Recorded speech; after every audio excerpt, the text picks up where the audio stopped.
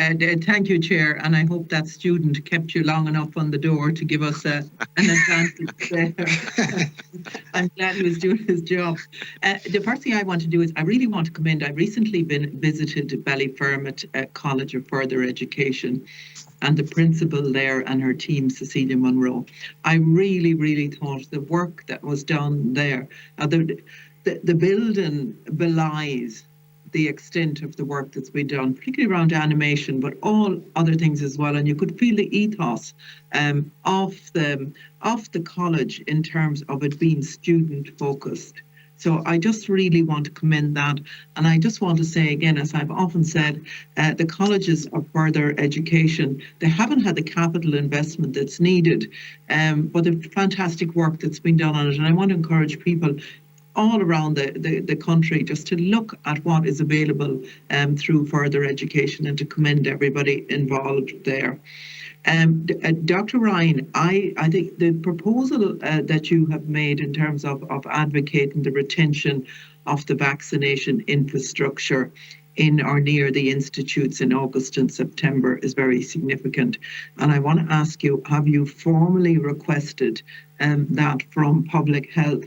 And does it also, because I think it's a really good idea, even for September, October, where we don't have the facilities even there at the moment, that for each of the colleges there could be a vaccination centre. And I think that would work as a preventative measure that would certainly be well worthwhile later on.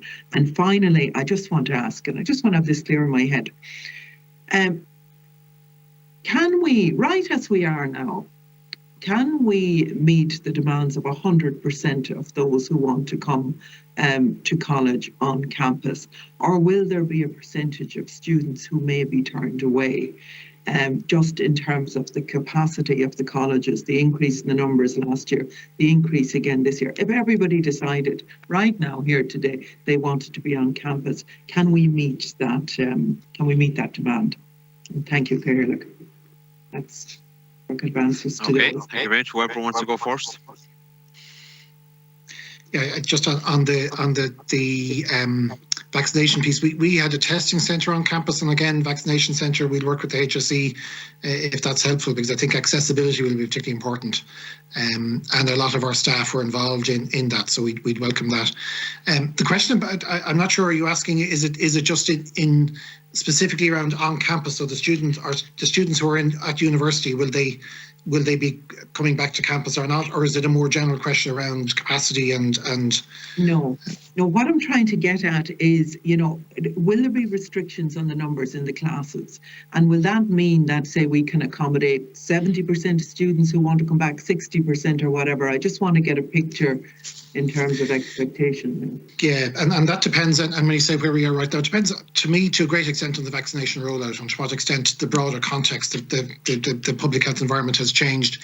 There may well still, particularly in the context of ventilation, be limits on capacity of rooms, and in that context we will either make the material online or have an experience online, and or have supplementary classes, smaller classes, double teaching, if you like.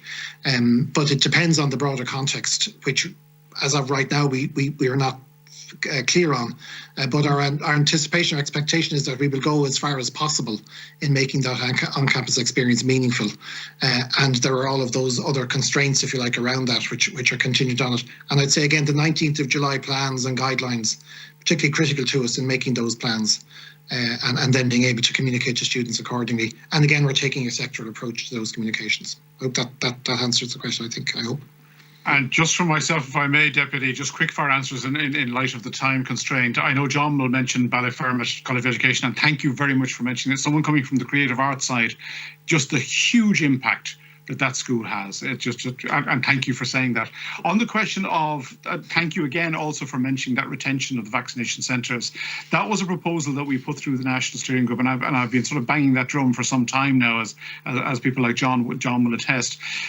I'm conscious that the single shot Janssen and that's being offered to that age cohort now. That's going to change the game. But again, always this vaccination was going to be a social compact. And the idea behind this was to make it as easy as possible for everyone to have the chance to have the invitation and take it. And I'm conscious of younger staff, and I'm conscious of the students in that.